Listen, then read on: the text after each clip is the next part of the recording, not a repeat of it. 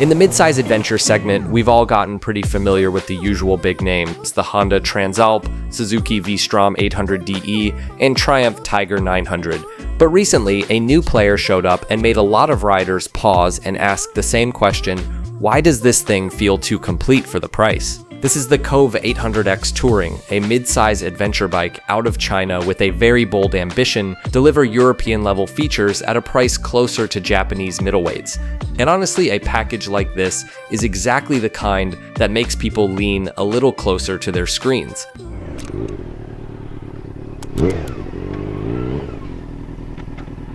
The Kove 800X Touring aims to sit right in the middle of the adventure spectrum. It's not a hardcore off-road machine like the KTM 890R, but it's also far from a soft road-biased crossover. Powered by a 799cc parallel twin, producing 95 horsepower and 79 Nm of torque, it's got more than enough performance for long-distance touring, highway cruising, and light gravel exploration. The suspension offers 210mm of travel front and rear, paired with generous ground clearance, a 1,530mm wheelbase for stability, and a 19-17-inch wheel combo, clear indicators that this bike is meant for road-focused adventure touring with real, usable off-road capability. Safety tech is fully loaded too, cornering ABS, traction control, a Bosch IMU, and 4 ride modes. Then you get premium touches like a bi-directional quick shifter, cruise control, heated grips, heated seat, a large TFT display, and TPMS. All of this comes wrapped in a package priced at around 10,600 euros. Aggressive is an understatement. Now at this point, some riders will say, sure, sounds good, but it's Kove, new brand, not proven. And this is where things get interesting because Kove is no longer a blank slate in the world of serious off-road competition. Over the past few years, they've been remarkably active in rally racing. Kove entered the Dakar Rally with the Kove 450 Rally, fielding 3 rookie riders in the 2023 edition, and all 3 finished all 14 stages. In a race as brutal as Dakar, simply making it to the finish line is a statement. In the official results, the Kove 450 appeared among the bikes that completed the full distance, with riders like Sunyer, Deng Liansong, and Fang Mingji carrying the machine across the most meaningful line of all, the finish. On top of that, the Kove 450 Rally also secured the 2024 European Motor Rally Championship title, marking Kove's first ever FIM crown.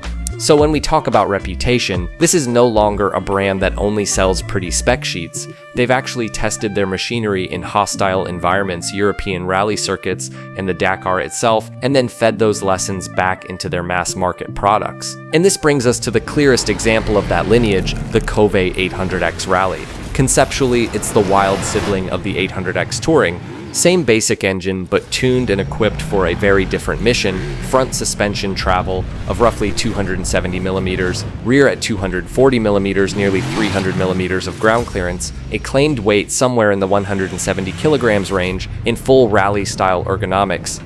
Media outlets and adventure fans have praised the 800X Rally for offering big performance in a lightweight package with styling that looks like a genuine rally raid machine, not just an adventure bike wearing a rally costume. So when you see the thoughtful spec sheet on the 800X Touring, there's real context behind it. This isn't a random parts bin mashup, but a bike built on a platform that's already been beaten up in competition. Moving into its rivals, the most natural comparison starts with the CFMoto 800MT, another Chinese manufacturer, same 800cc class, and another strong value-driven package. In some European markets, the 800MT starts around 11,000 euros. It's heavier and leans more toward pure touring character, while the 800X Touring comes in lighter, with more modern electronics and a more aggressive price. In the value versus value battle, this is the closest fight.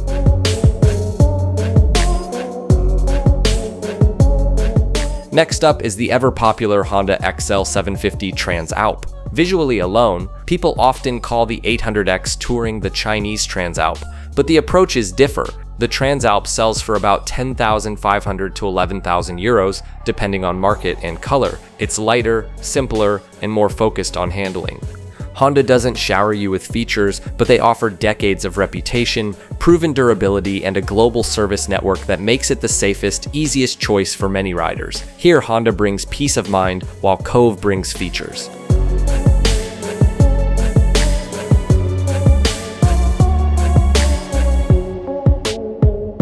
Then there's the Suzuki V-Strom 800DE, one of the best balanced models in this class, usually priced between 11,500 and 12,000 euros. The engine is smooth, the torque delivery is friendly, and the riding position is wonderfully comfortable for long touring days. On gravel, the V-Strom is stable and predictable. Suzuki doesn't pack in as many features as Kove, but what they do deliver feels refined and well polished. For many riders, this is a bike that doesn't scream for attention on paper, but absolutely shines in the real world.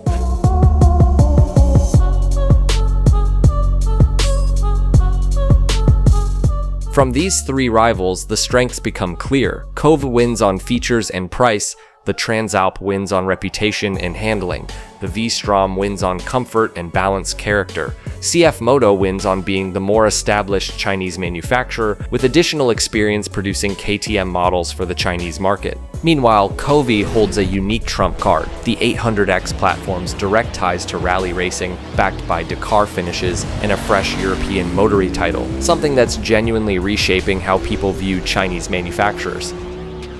If you're chasing full features and modern tech at the friendliest price point, the Kove 800X Touring is incredibly tempting, especially if you're starting to trust the brand after their Dakar and European rally performances.